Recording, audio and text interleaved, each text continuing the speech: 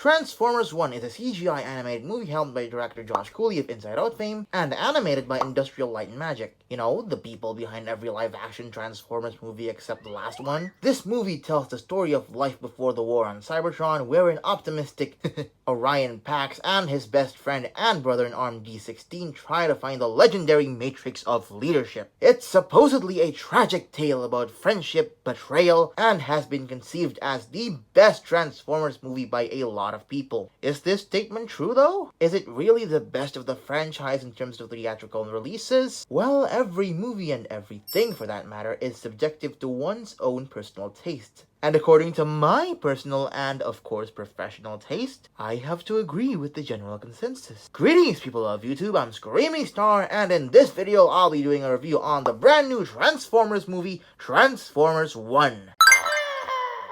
Okay, I promise I won't make this video as boring or as pointlessly long as that stupid, god-awful Rise of the Beasts review. Why did I do that to myself? Good grief. Little preface here, this review will be in two parts. A non-spoiler section and a spoiler section. If you haven't seen the movie and don't want it to be spoiled for you, I suggest you stop watching when the YouTube chapter ends. Also, please guys, to those who've seen the movie, please don't spoil it for other people. You'll get no good from it at all. Well, unless you consider being hated by everyone you know and love to be a good thing, that is. So, without further aimless rolling, in the true words of D-16 himself, let's punch in. The first thing that came to my mind when I sat down to watch this movie was, wow, this movie is absolutely beautiful, no matter which environment it is. Whether it's a wide, almost panoramic shot of Iacon or a tight close-up of Cybertron's mines, everything in the background and foreground looks stunning. The movie's visuals balance realism and fantasy in a magnificent way that I cannot get enough of. I've seen some people not liking the art style, which I suppose is understandable, especially in the context of the Cybertronian's facial appearances, but it's hard to deny the level of quality on show. You cannot say this movie looks bad when you truly witness the glory of Cybertron by yourself on the big screen. So already this movie hooked me by its visual strength alone. But a movie can look good visually but fall apart real hard when it comes to storytelling and characters, just like some of the previous live-action Transformers film. Not you guys though, y'all are pretty cool. Fortunately, this movie fulfills both needs with absolute ease, though it may be hard to tell from the first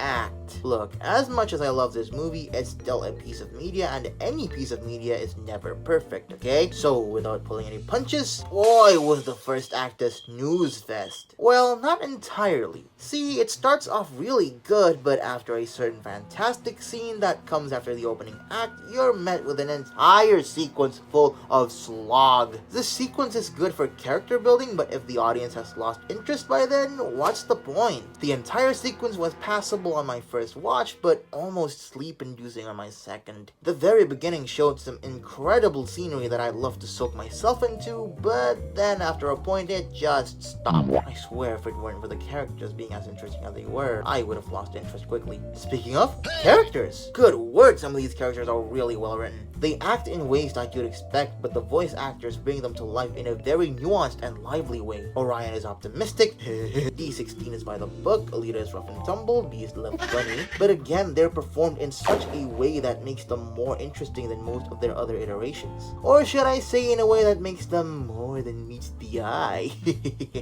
That's terrible. Celebrity voice actors aren't everyone's favorites, but in this case, I think they all did a fantastic job. Special shout out goes to John Hamm and Brian Tyree Henry. They both killed it as Sentinel and Megatron respectively. Megatron especially, man, he's gotta be one of the most well-written and well-acted versions of the character, period. The development that these characters get mostly feels natural except for one part in the beginning of Act 2 where a development that this character got felt a bit too sudden, but then again, the scene in question sorta acted as a turning point for the movie in general, so I kinda like that in a way. And also there's something about that I'll talk about later, so yeah. Speaking of that second act though, it was incredible. You liked the animation before? Well, get ready to see the animators cook 10 times harder now, because apparently the word peak is programmed into their brain since birth. Everything the movie was building up to paid off with a satisfying emotional catharsis by the end. There's one particular scene that had my jaw agape. And when you see that scene, you'll know what I'm talking about, and it will feel amazing. It will feel plot armory, but the scene still works so well because these characters have been written as well as they have. It works because you'll already be invested in these characters by the time the scene in question happens. And my word, I can't believe I haven't even talked about the action scenes until now. Across the entire scene, anytime it gets into an exciting scenario, the animators never pulled back from bringing us the most raw and heavy metal fights this series has to offer. Get out of here, IGN. Your opinion is not needed right now. The final fight of the film is one that feels like no other final battles in the movie series, and it felt slightly odd but refreshing nonetheless. The only thing that brought this movie down for me were, as I mentioned, some of the pacing issues in the first act and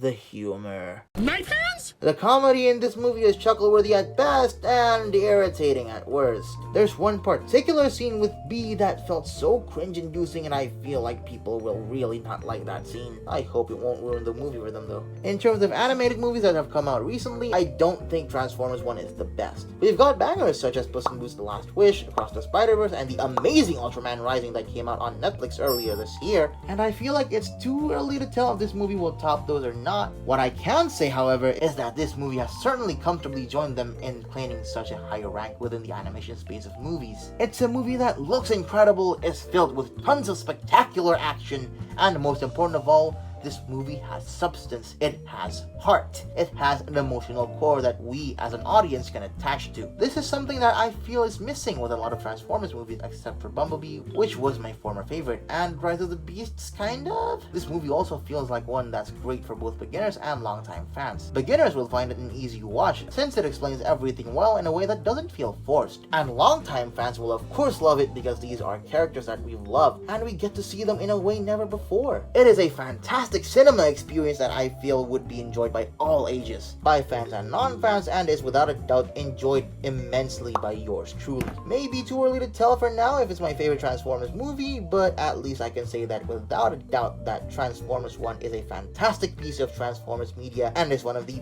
best animated movies in recent memory. Alright guys, this is your final warning. If you haven't seen the movie and don't want to be spoiled, I suggest you click off right now. With that being said, let's get into it. From this point on, I'll divide the review into several chapters that discuss different aspects of the movie. It's just how I like to make my videos. It just makes me less confused. So let's punch in once again into the spoiler territory. The narrative of this movie is fairly straightforward. Orion tries to find clues about the matrix of leadership, gets into a race with his friend D16 until they get punishment dumped into an underground level where they meet B127. They find one more crucial piece of clue that leads them to the surface, which along the way they meet Alito 1. They go into a cave with teeth, nothing scary about that, and find out that Sentinel Prime is a fraud. D16 gains anger issues, Alpha-Trion is killed, RIP. The main characters meet— oh shit, that's me! Exposes Sentinel for the false Prime that he is, but now D16 has finally succumbed to his issues and becomes Megatron, while Orion gets killed by Angie D and in turn becomes Optimus Prime. Also, Astron is there, hooray! It's a fairly simple plot that mostly gets the job done, if a bit basic. A lot of the good that comes from this movie don't derive from it. I mostly prefer the characterization and subtext of this movie. But there's one negative here, and honestly my biggest issue with this movie overall. As I've stated, there are some pacing issues in the first act, especially with the sequence right after the Iacon race. That part felt a bit sluggish to me. However, another thing I haven't mentioned in the non-spoiler section is that a lot of what happens leading up to the second half feels like they depended too much on coincidences. And I am not a fan. I don't like it when a movie's narrative is dependent on chance. Of course when they come to the surface there just so happens to be a disaster going on. Of course they just so happen to meet Alito 1 before they come to the train. And of course Alpha-Trion just so happens to be the only Prime that's not quite dead yet from the fight with Sentinel. I get that a lot of movies do this, and it is especially common amongst adventure films, but it is nonetheless a way of storytelling that I don't really like. I know the writers of this movie can do better. They've proven so with how well the characters are written. So of course I would expect better from them in this particular aspect of the movie. Well, we have what we have, and although this issue can bother me a bit, I can look past it to see the bigger picture. And what a big and pretty picture it is. Now, a few seconds ago, I did mention about the characters and them being well written. And how true is this statement really? In a lot of the older Transformers movies, the Transformers themselves weren't really characters. They were mostly just cool set pieces to serve as the base of the story and for the humans to interact with. There were standouts, of course, such as Dark of the Moon Laserbeak and Rise of the Beast Mirage, but let me tell you, none of them compare to the best of what Transformers 1 has to offer. Even fairly minor characters such as Cybertronian and Arachnid, you still get a sense of their character, their personalities. They're not just CGI models with dialogues. Arachnid is viciously cunning with a no-nonsense attitude, most of the time, while Alpha Trion is a wise and regretful leader, still seeking to lay his paws on the inflictor of his and the Prime's demise. Lawrence Fishburne was absolutely the perfect man for the job, his monotone performance lending itself really well to Trion's speech-like dialogues. Here's the mainline figure, by the way, cool but not as good as Sentinel, and I don't think it's worth doing a full video on. Speaking of the man himself, my word is he a fantastic villain. A much more characterful villain than the Dark of the Moon iteration. An egotistical traitor who desperately tries to keep up a good image to the Cybertronians. To the point where I see a lot of people comparing him to Homelander, and you know what? It's pretty accurate. Heck, I noticed it upon my first viewing without any outside influences. So I definitely feel that way. As a twist villain, yeah, it's not that surprising, at least for Transformers fans. As a straight up hateable villain though, I'd say he succeeds with flying colors. Flying. We got to see the atrocities that he has done in a very show don't tell approach, which was very nice, and in turn making his downfall a lot more satisfying. Just gotta say, 07 Jazz has competition now. Battle Mode was a nice surprise too, can't wait for the Studio Series figure. Now let's get into the real meat and potatoes and talk about the main four. I'll start off with B because he's frankly my least favorite. Don't get me wrong, I don't think he's as annoying as some people say, but I do feel as if he lacks purpose. There's not much reason for him to be with the gang other than just tagging along aimlessly. He also feels like the only one of the main four without a proper character arc, well, except for... Badassatron. Nope, I'm not kidding. Badassatron genuinely feels like his only semblance of a character arc. He always says it throughout the movie without much point, to the dismay of several people including myself, but when he finally says the joke for the last time, he actually is a badass, having gained an alternate mode and knife hands? It's not really well written, but I guess it's better than having no arc at all. Especially Davis Bumblebee, I'll say that. One way I feel they could have approached his character would be a loner who just wants to make real friends because he'd been making up friends for a lot of his life, due to him being too good at his job, thus being denoted to stop level 50. Would have been a more interesting angle, I'd say, but I guess him being the comic relief character would kind of take away from that, so I get it. Then we get to Alita, who has been causing some controversies. Apparently people think she's a generic girl boss character, a Mary Sue in the worst way possible. And honestly, in my opinion, no. She was a very mean character at the start of the film, sure, especially towards Orion and D16. However, we do see her changing her tune throughout the rest of the movie. That's her whole point. The more time she spent with the others, the more she opened up to them, and by the end, she was the one who convinced Orion to gather up the group and rise up against Sentinel, which would in turn set up Orion's character arc. It's nothing too intricate, but it is nowhere near as heinous as a straight up Mary Sue. I do like Alita, and I am pretty curious to see where her character goes from here. Not to mention, Scarlett Johansson did a pretty commendable job voicing her. Keegan-Michael Key was also good as B, but you know, he's B127, I'm not a big fan. Anyway, speaking of voice actors, I will now talk about who are obviously the two main standouts of the movie. That being Orion Pax and D16, played by Chris Hemsworth and Brian Tyree Henry respectively. I'ma say it, these are the best written versions of Optimus and Megatron outside of comics that we've gotten in the last 10 years. Optimus, or should I say Orion, feels like a refreshingly youthful take on the character. As the eventual name implies, he is very optimistic in nature, wanting to show everyone that he could be more than just another run-of-the-mill miner. Keep in mind, he was very flawed in the earlier parts of the film, such as when he clumsily joined the Iacon race and got himself and D16 in trouble because of it.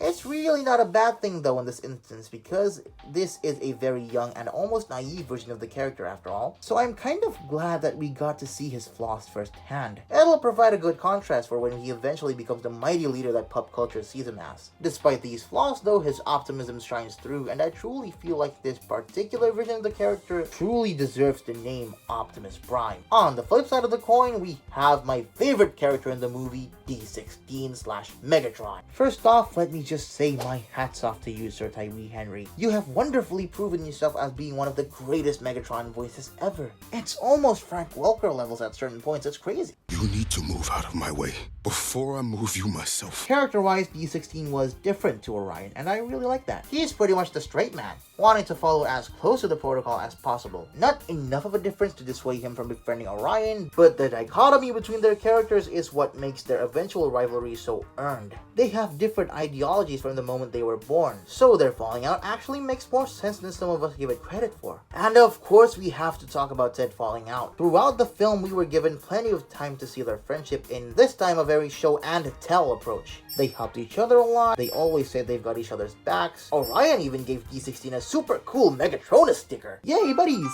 It's not at all a basic, oh hey we're friends type of narrative. So once again, thank you again. The moment Sentinel's lies were exposed was the moment Megatron arose inside of D16. I do feel as if their turn was a bit too fast, but then I consider him and Orion's differing characterization and think that this actually sort of makes sense. It's not as sudden of a character change as a lot of people seem to think. It's not as well done as say Jinx from Arcane. Can you tell I watched this in Arcane back to back? But in a movie with a limited runtime, it's pretty commendable if you ask me. And of course, the result of the falling out, it gave us what I think is the hardest moment in any Transformers media I've seen outside of comics. The entire climax of the movie is just full of emotional and visual catharsis. The moment Orion Pax and D16 became Optimus and Megatron respectively was absolutely mind-blowing. It's expected, especially for Transformers fans, but the execution from a character and a visual standpoint is marvelous. Absolutely marvelous. I do not think this story could have been done much better unless it's in the form of a TV show or a comic book or something. Even as I'm writing this, I feel goosebumps just thinking about it. And now, as a cherry on top, let us discuss some of the less notable but still cool side characters. Soundwave and Shockwave were there. They were neat. I like their voices and how Soundwave actually used his sonic powers multiple times. I was there too and I was amazing! No, but for real, I do think that Steve Buscemi is a really good Starscream. His rivalry with D16 was pretty cool too. Oh, and don't forget about the cameos. Lots and lots of cameos. This really is a movie that I'd like to just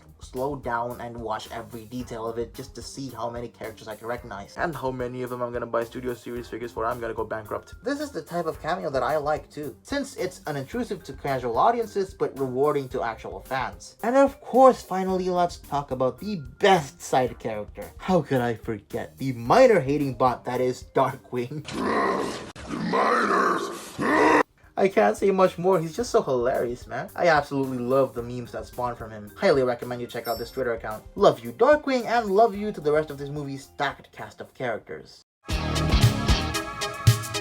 Transformers movies are well known for their action scenes, whether famously or infamously. Some people think the action scenes in the Michael Bay movies are bombastic masterpieces, while others like myself think they're kind of a cluttered mess. Well, they're cool, but it is easy to get lost in them just due to the intricacies of the Transformers designs. Despite what IGN seems to think, yes, I'm still mad at you. The action sequences in this movie are nothing short of delightful. Not only are they animated and choreographed beautifully, but they're incredibly inventive too, using the Transformers' transforming abilities in very unique ways, like when Orion sliced the Death Tracker in half by transforming into adult mode. Oh yeah, that's what these things are called, by the way. Death Trackers. Sick ass name. And the truck slide in the final battle, that was straight out of Transformers Devastation. I love it. I really don't understand how people can think of these action scenes as messy. Yes, I'm still looking at you, IGN! One fight which I would like to highlight though is the final battle between Optimus and Megatron. It was a really breathtaking scene that lasted for about 5 seconds. I get it. Some people might think it's anticlimactic or whatever, but honestly, I'm cool with it. Unlike a lot of other final fights in the previous movies, this is one that feels personal, because we have seen the relationship between Orion and Dee and how they come to be like this. It's simultaneously mesmerizing and devastating. And yeah, it is a bit too short,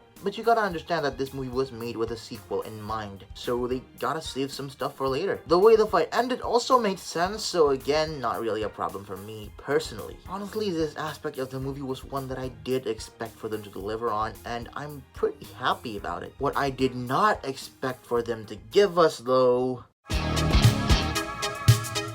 I have seen some people calling this movie a basic kids movie without much thought put into it, but really I think there is more to it than that. Despite being for kids, this movie is not shy from tackling politics and social classes even. The scene when RC and the other miners cheer after knowing that a couple of their own had entered into the Icon race. Sure, it may seem funny for the memes, but in context, that scene felt a bit sad to me. These miners are so desperate for recognition that even when just 2 of them joined a race that's filled with the other upper class bots, they cheered a lot of them. It kind of makes me think how low these miners are looked upon by the other classes of bots. The character of Darkwing Darkwing is so funny, I'm so sorry. Yeah, but the character of Darkwing actually gives us a pretty good glimpse of this, and let me tell you, it's not pretty. These miners are overworked, oppressed, and disrespected. All for what? Fueling Sentinel Prime's lies? Yeah, no wonder D16 felt the way he did. It ain't much in the grand scheme of things, but for a movie targeted towards younger audiences, this theme of inequality will most likely brush past their heads. There is actually something here beyond mindless action. I do feel as if the world building could have been a bit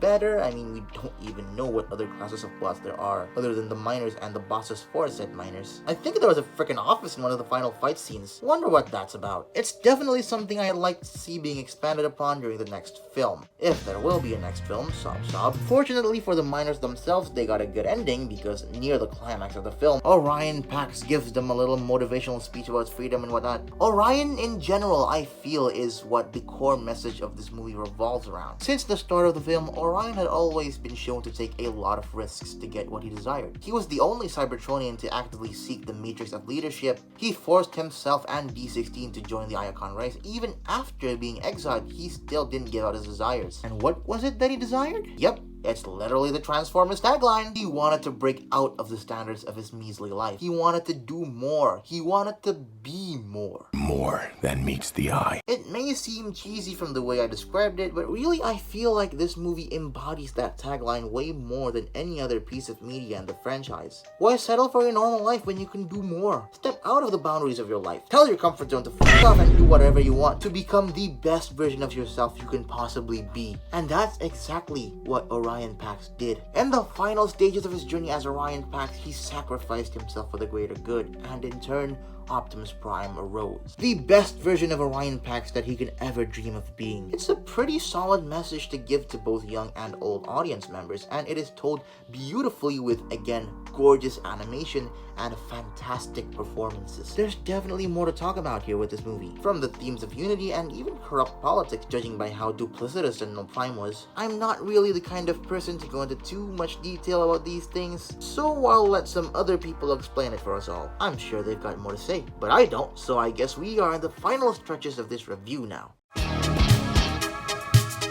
So yeah, that was my fairly lengthy review for the brand new Transformers movie, Transformers 1. If you can't tell already, I think this movie is really good. A great breath of fresh air for both Transformers fans and casual audiences that does not only prioritize mindless action scenes, but also manages to give us a solid cast of characters and a plot with some substance. Unfortunately, this movie is not doing so hot at the box office, which is a shame considering this is, in my opinion, the best Transformers movie to date. But apparently that's also because this movie hasn't been released in Europe and China markets, so who knows? Maybe there is indeed hope for this movie's success. I love this movie and I would absolutely want it to spawn at least a Hulk trilogy. But you know what? Even if we never get a sequel, even if Transformers 1 is doomed to be the worst performing film in the franchise, I can still admire it for being the incredibly solid movie that it is. And I give it a rating of 9 out of 10. Transformers 1, despite its flaws, it manages to give a meaningful experience to moviegoers and is very much worth digging deeper into to find out what really makes it good.